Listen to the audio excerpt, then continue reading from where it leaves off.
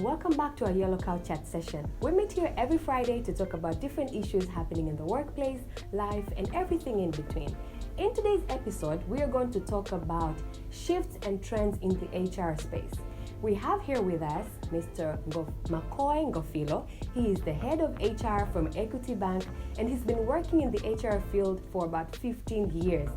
So he'll be here to share with us general trends that he's observed in the HR space, but also sharing with us tips of how you could become a manager in the HR field. My name is Nancy Mbogoro. Karibuni sana. So Makoye, karibu sana kwenye Yellow Couch. Thank you, Nancy. It's a pleasure to have you here. How is Equity Bank? Equity Bank, you're doing good. Yeah? How are things? Things are good. It's I know that you've worked for different banks, as in you've looking at your career journey. Yeah. You've started from I would say mid-level positions in the HR and admin space for quite a long time, and you've risen to becoming head of HR. Can you tell us a little bit about your experience working in the field of HR for the last 15 years or even more? Can you give us a little bit background of how it all started? Yeah, okay. Thank you. For me, it started in 2003, where I started working at Celtel Tanzania as a telco. By that time, I was finishing my MBA and working. Okay. So I was going for 5 hours in a day, from 8 to 3, and then go back to finalize my dissertation. Wow. So that is how it started. And basically I started from a junior level. Wow. Not even middle level. Not even mid Junior level. level. Yes. You file the stuff, do what, and I happened to be working under one very strict manager. She was guiding me with strong love. Yeah. When you do mistakes, you have to be corrected, and you have to do it yourself. When you do well, she'll praise you. So that is how it started. Okay. So from there, moved to the middle level. I experienced like a sharp learning curve, middle level, but my area of expertise I started on the compensation and benefits, number crunching, doing payroll, employee relation, managing the leave. That is why I said even this was a good topic for me today. Yeah. Because now, even when what I have seen, Yes. what you have gone through, there's a lot to share. There's a lot to share. Yeah. Has HR always been a passion for you? Yeah, HR is a passion for me. Yeah. But if I go back on my background, Yes. in A level I did the PCM, physics, chemistry, Interesting. mathematics, which is a big trick. When I went to the college, my first degree was business administration. Then I went to the master's.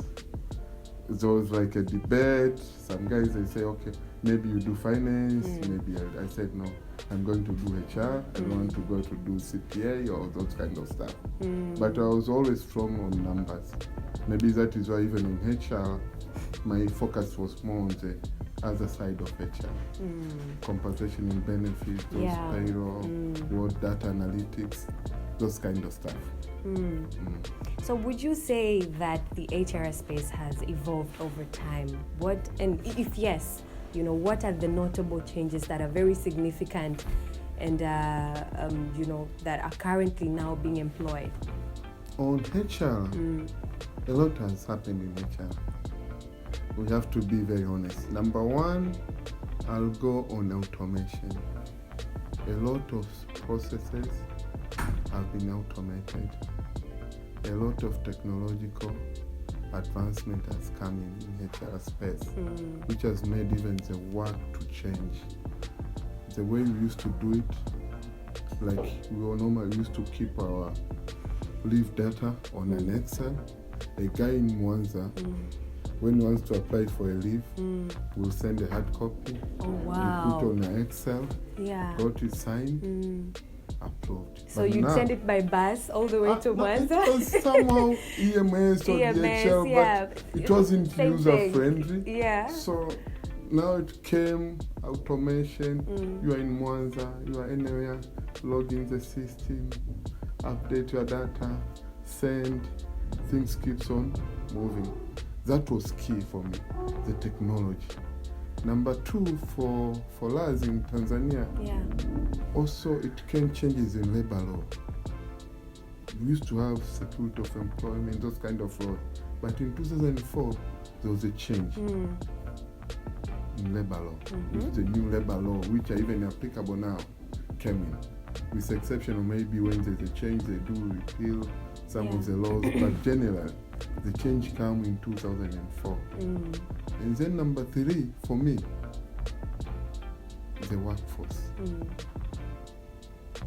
In the past, maybe before us, the senior level, what used to be held by some senior, I cannot say senior citizen, but guys with more experience, with what.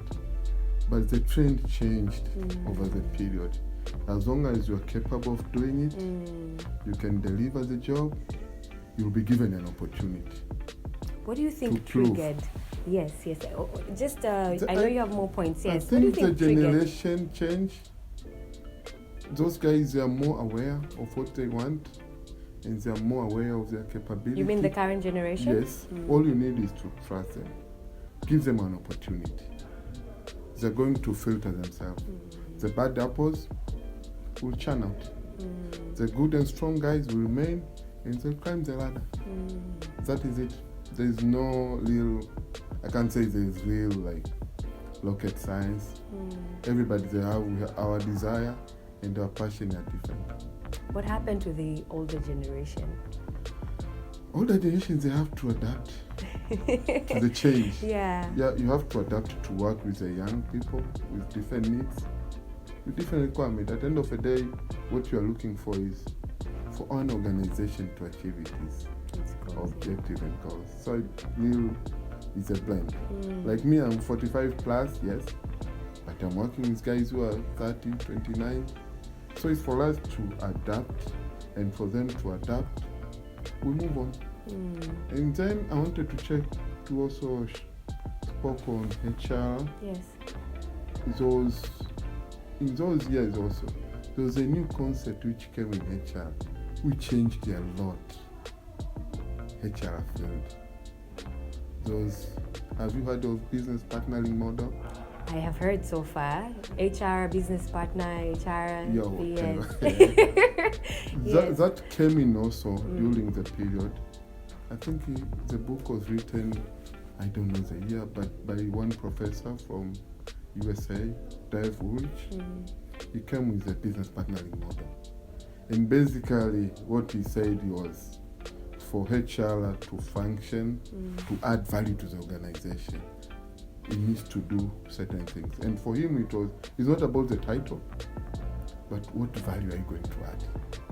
It was like moving from traditional approach, the way you used to work, and now you're embracing a new approach where you become part and parcel of the organization decision making.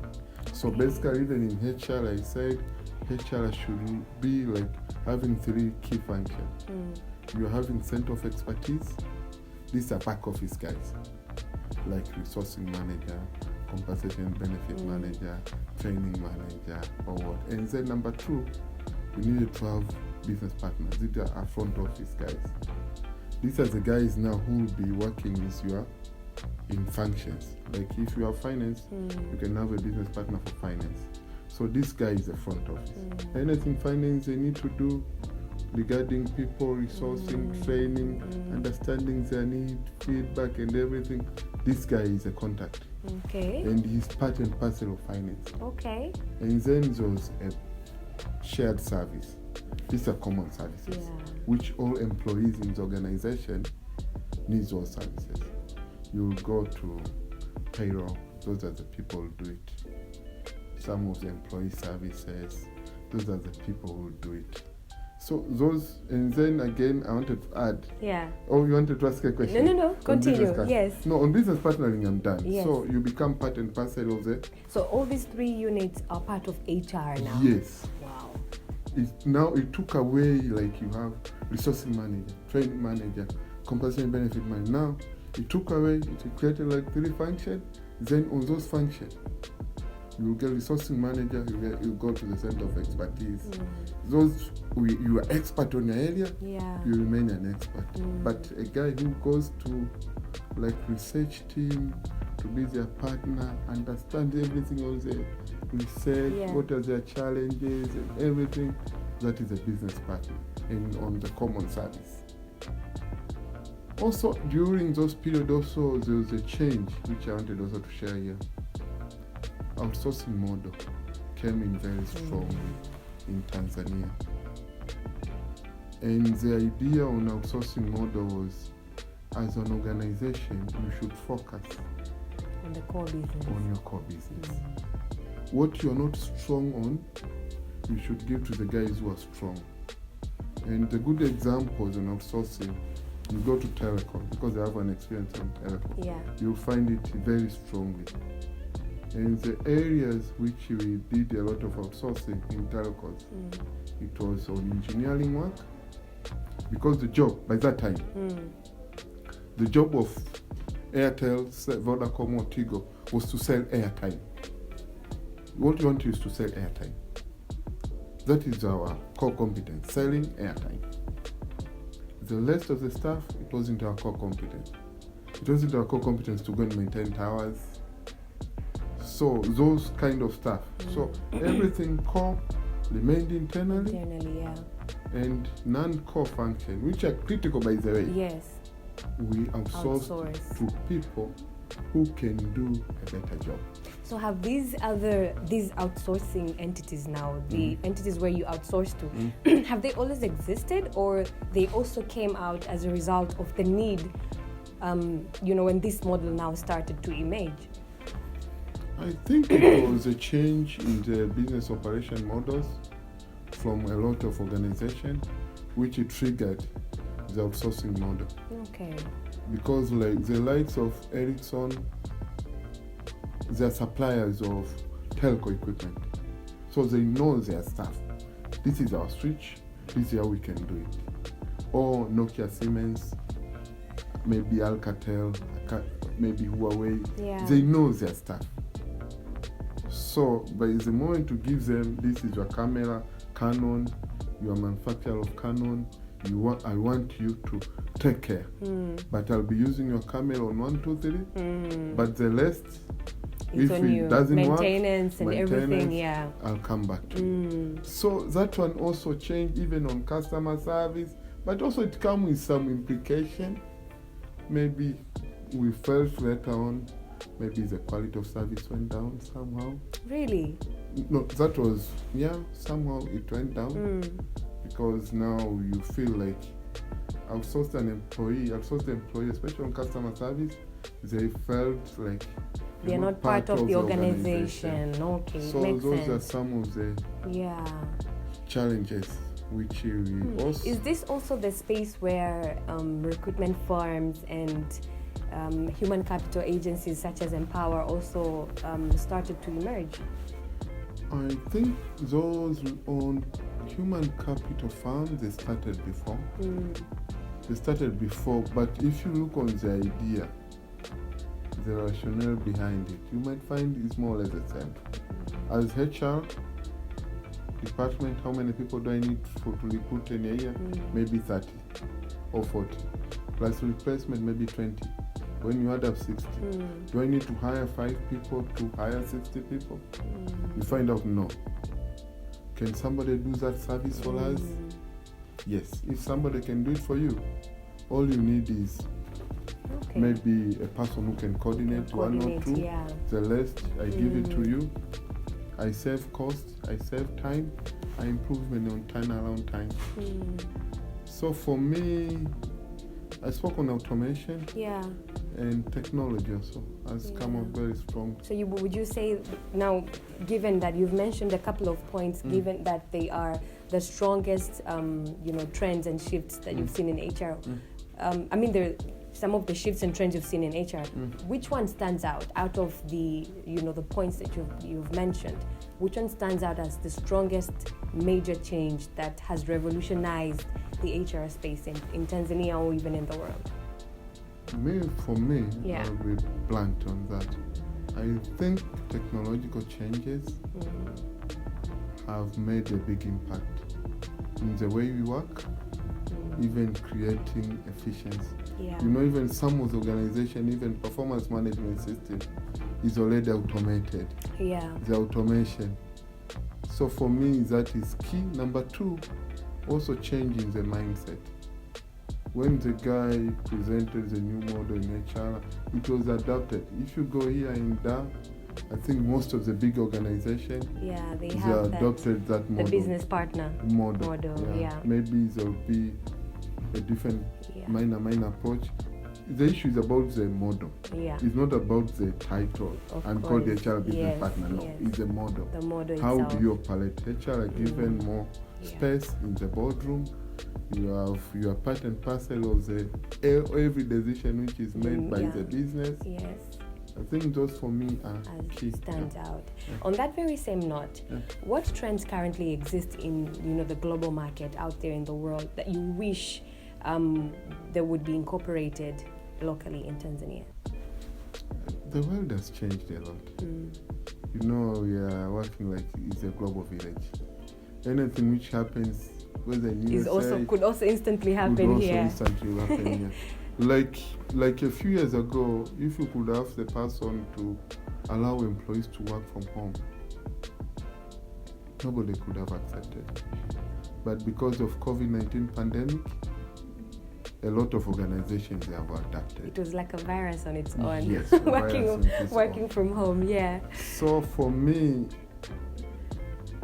now maybe I can also think on data analytics, business intelligence, things like that. Those kind of stuff, so that when you're making decisions, you're not doing a guesswork. You have all the facts, you have all the information, so that you do it for the benefit of the organization, but purely based on the facts you have on the table. That is very interesting, because we recently also had a discussion around the same topic of insight. And what we basically we're talking about is that here at Empower, created a new department called Insight, which is dedicated to helping organizations make data-driven decisions. So I think you're very right, and it's a trend globally. A lot of companies are making, and even if you look at multinational companies, I think a lot of them are driven by data and insight to make decisions. But locally, there's a misinformation or lack of data or lack of information that would help maybe grow businesses into. For me, I think it will come. It will come, yeah. Empower has already taken a step in establishing a department that is dedicated to helping. So at least it's a step, and there are other companies, of course, that are helping, which is good. Now, in your opinion, what is the role of a human capital HR firm in the HR space? The human capital firms, normally they came in to support the organization. As an organization, you have your core functions, and some of the functions you believe somebody can help you do it. That is now where you came in. I want to recruit people. How are you going to help me? Especially, I can see your biggest role, if I take outside the data analytics and insight, I'll say on talent management, on talent acquisition and talent development. Absolutely. Yeah, from when you came in, even on development. You might be strong on development, but maybe on acquisition I'll go to somebody. So those roles, when they're combined, for me, I see the human capital firms, and then also even on turnaround time. I want employees, I want them in 1 month. I'll come to you, you have your database here.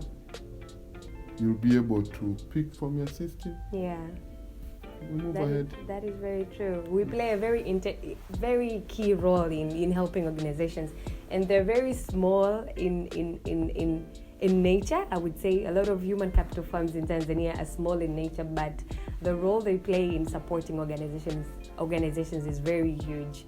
And I think you can here, attest to that. Yeah, because like here in Power, you might have 200, maybe 30 clients. Yeah. How many do you recruit per year? Maybe 700. For me, I have served. I have maybe 1 or 2 employees who are supporting us. Support, yeah. And then maybe there are 5 people instead of hiring additional 5. So we save costs, but also we get quality employees. Yeah. That's very true. Now, Makoye, given your experience over the years in the HR space, where do you now see the HR profession 10 years from now? Let's reflect. Is it okay? Not where do you see yourself? No, just given that you've seen the changes that have happened in the past, where can you now as long as human beings remain to be human beings, HR still have a space. Because even machines need brain to function properly. So HR might be in a driving seat in the next 10 years. But, I like that. But we have to adapt to the changes. And those changes can be on technological changes, number one. Yeah. Can be on the generation of the workforce. Because you can argue with your kid at home.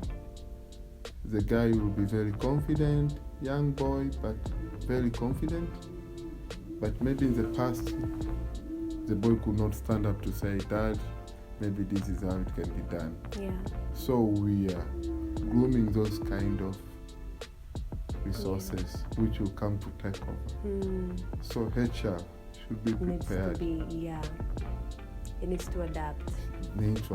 Otherwise, if we don't adapt, we lose our importance. In the driver's seat. Yes, we'll somewhere. Yeah, that is very key. Adopting and adapting in this current world, it's very, very key.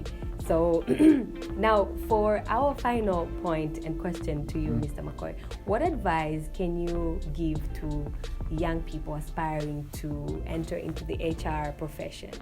That's something that would help them prepare for the market in Tanzania. For me, I'll say number one, hard working.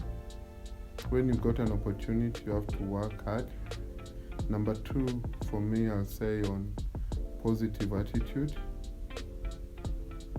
You need to have very positive attitude. It's a people role, right? Yes. You're dealing with a lot of people, different mindsets, different opinions. Yeah. No. You need the attitude, positive attitude. Number three, you need to know your organization you're working. In banking, in telecom, we call know your customer. You need to know. When I say you need to know, you have to know the organization mission, values, vision, values, mission. Those are key. What kind of business they are doing? Why does the organization exist? Type of employees do you have? And be a person of an open mind. For me, anybody with those kind of skills, regardless of the background, can be able to make it. Because you mess on the attitude, you don't know the organization you're working, why does the organization exist? For me, you cannot make it to the next level. Absolutely.